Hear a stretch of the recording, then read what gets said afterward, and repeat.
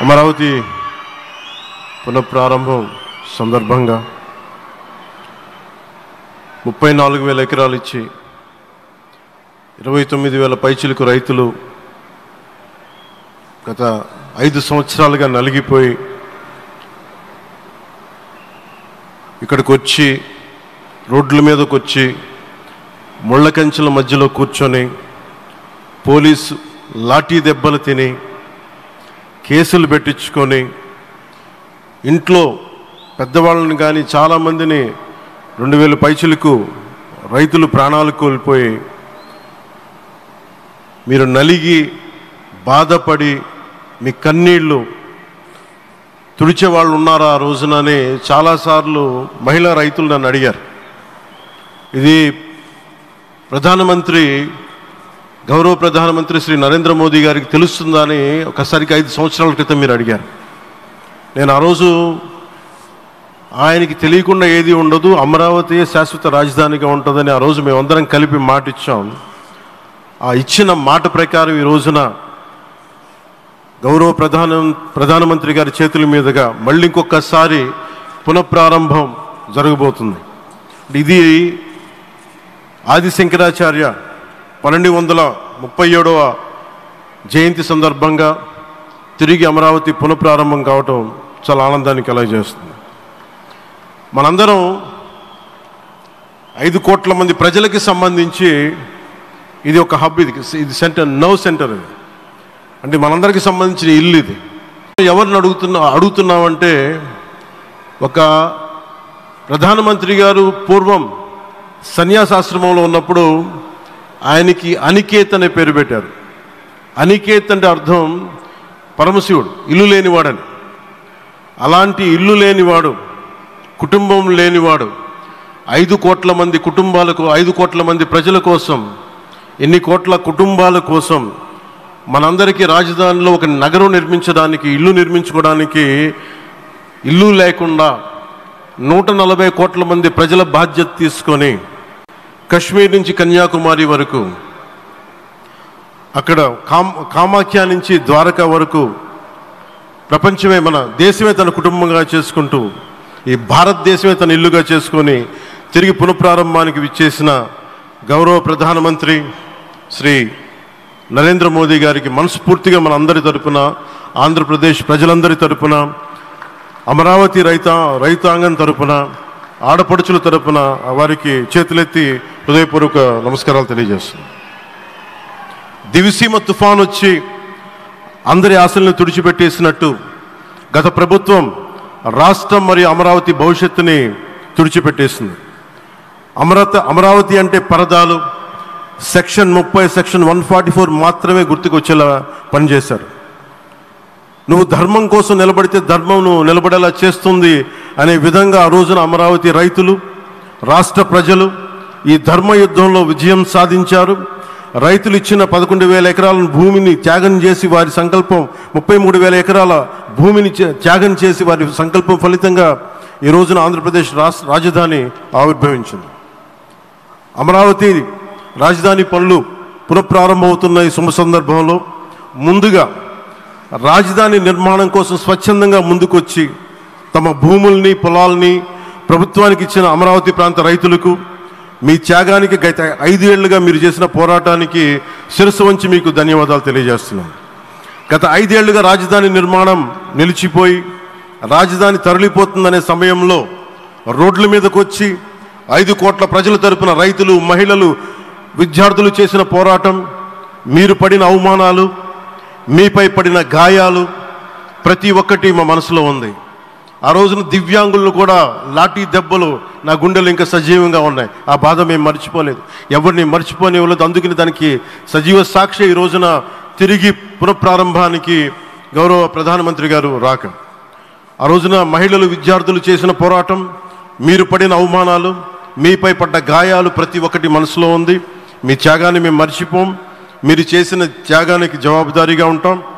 బాధ్యతగా అమరావతి నిర్మాణం జరిగేలా సాయశక్తుల ఈ కూటమి ప్రభుత్వం కృషి చేస్తుంది.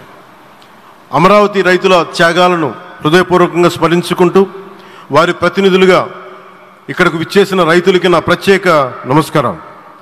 ఈ పోరాటంలో వారికి ప్రతినిధులుగా సన్మానం అందుకుంటున్న మహిళా రైతులు పాత్ర, ప్రత్యేకించి అమరావతి మహిళా రైతుల పాత్ర చాలా అభినందనీయం. మీరు ఎంత నలిగారు, మీరు ఎంత రోడ్ల మీదకి వచ్చారు.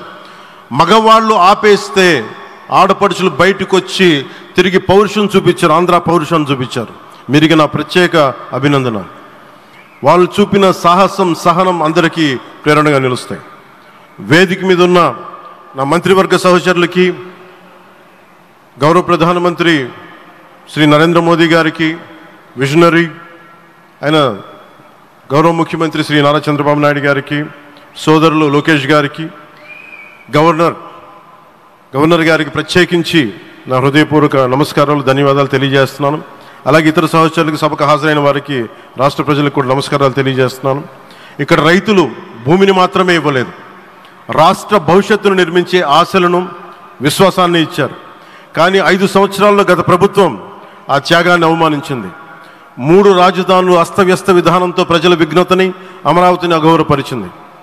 ఈరోజు ఈ వేదిక నుండి మేమందరం మీకు హామీ ఇస్తున్నాం, అమరావతి మళ్ళీ ఒక ప్రపంచ స్థాయి సర్వశ్రేష్ఠ రాజధానిగా ఆవిర్భవిస్తుంది. అమరావతి ఒక ఆర్కిటెక్చరల్ జోన్, ఒక కాంక్రీట్ జంగిల్గా మిగిలిపోకుండా జవాబుదారీతనం, న్యాయం, ప్రజాస్వామ్యానికి ప్రతీకగా నిలవాలని ఆకాంక్షిస్తున్నాను. కేంద్రంలో రాష్ట్రంలో స్థిరమైన ఎన్డీఏ ప్రభుత్వం ఏర్పడిన కారణంగా అభివృద్ధి కార్యక్రమాలు వేగంగా సాగుతున్నాయి. మేనిఫెస్టోలో ఇచ్చిన హామీలన్నీ దశల వారీగా బాధ్యతాయుతంగా అమలు చేస్తున్నాం. కేవలం మ్యాచింగ్ గ్రాంట్స్ ఇవ్వని కారణంగా గత ప్రభుత్వం రాష్ట్రం కేంద్రం నుంచి పొందాల్సిన వేల కోట్లు నష్టపోయింది. కానీ ఈ ప్రభుత్వం కోఆపరేటివ్ ఫెడరలిజం స్ఫూర్తితోటి, పరస్పర సహకారంతో పనిచేస్తున్నాం. రాష్ట్రంలో రహదారులు, రైల్వే, పారిశ్రామిక రక్షణకు సంబంధించి ఈ రోజున ఒక మన అమరావతి కాకుండా రాష్ట్రంలో రహదారులు, రైల్వే, పారిశ్రామిక రక్షణకు సంబంధించి ఈ రోజున 1,07,00,000 కోట్ల విలువైన అభివృద్ధి పనులకి ప్రధాని గారు శంకుస్థాపనలు, ప్రారంభోత్సవాలు చేస్తున్నారు. రాయలసీమలో గుంతకల్ రైల్వే, గోరంట్ల హైవే లాంటి వివిధ కార్యక్రమాలకు, ఉత్తరాంధ్రలో పిఎం ఏక్తా మాల్ లాంటి వివిధ పనులకు ఈరోజు శంకుస్థాపన, ప్రారంభోత్సవం చేస్తున్న ప్రధానమంత్రి గారికి నా హృదయపూర్వక కృతజ్ఞతలు. నేను అవనిగడ్డ ఎన్నికల ప్రచారంలో హామీ ఇచ్చిన దానికి అనుగుణంగా మనందరి ఆశలు మనకి ఆశించిన విధంగా నాగాయలంకలో మిస్సైల్ టెస్ట్ రేంజ్కి ప్రధానమంత్రి గారు ఈ రోజున శంకుస్థాపన జరగడం నాకు చాలా సంతోషంగా ఉంది. Now with Honorable Prime Minister Sri Modi ji and Honorable CM Sri Chandrababu Naidu garu, and together again Amravati will surely become a world-class capital, a 360-degree growth engine for all of Andhra Pradesh. Our youth will no longer have to leave for Bangalore, Chennai or Hyderabad. Soon Andhra Pradesh will create jobs for our people and attract talent from across the nation and the world. దీనికి అమరావతికి ప్రత్యేకించి ఒక వ్యక్తిని మనం స్మరించుకోవాలి. రాళ్లల్లో, రప్పల్లో ఒక మహానగరాన్ని చూసిన వ్యక్తి, ఒక 20 సంవత్సరాలు ముందుకెళ్ళి చూసిన వ్యక్తి. అలాంటి నాయకులు మనందరం కోరుకున్నట్టుగా ఆయన వెనంటే ఆయన ఉండాలి, ముఖ్యమంత్రిగా ఉండాలి అని మేము ఆశించిన విధంగా ఆయన ముఖ్యమంత్రి అయ్యారు. ఆయన సైబరాబాద్ అనే సిటీని ఎలా నిర్మించారో, ఎంత అద్భుతంగా రూపకల్పన చేశారో, అమరావతి అనే ఈ క్యాపిటల్ని కూడా ఆయన అపారమైన అనుభవంతో, ఆయన దక్షతతోటి, ఆయన గవర్నెన్స్ కేపబిలిటీ తోటి, అడ్మినిస్ట్రేటివ్ కెపాసిటీ తోటి ఇది అద్భుతమైన మహానగరంగా తీర్చిదిద్దుతుంది. ఇది ఆంధ్రప్రదేశ్కే కాదు, భారతదేశానికి తలమానికంగా అవుతుందని మనస్ఫూర్తిగా నేను ఆశిస్తున్నాను. అలాగే ప్రత్యేకించి ఈ రోజున మనం ప్రధానమంత్రి గారిని చాలా లోతుగా మనం అర్థం చేసుకోవాలి. ఈ రోజున కశ్మీర్లో దాదాపు 28 మందిని చంపేశారు.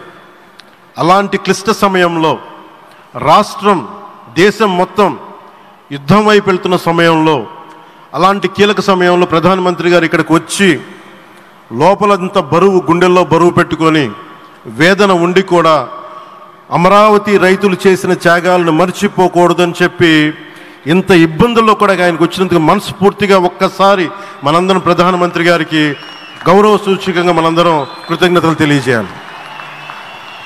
The Pahalgam terrorist attack has been one of the darkest days for the entire country. Even the blood was spilled in Kashmir. The blood spilled in Kashmir, it created tremors in the entire nation. And we had seen it personally, witnessed personally, the pain of the victims. For the Honorable PM Modi ji, he is leading the country through these tough times, and he assured all the citizens with stern action against the perpetrators of terrorism. I know this is very sensitive time, and Modi ji is carrying the nation's burden. Amidst this tremendous difficult moment, Modi ji still gave time and came today to Amravati. This shows his deep commitment to Andhra Pradesh, to the people of Andhra Pradesh, and we are deeply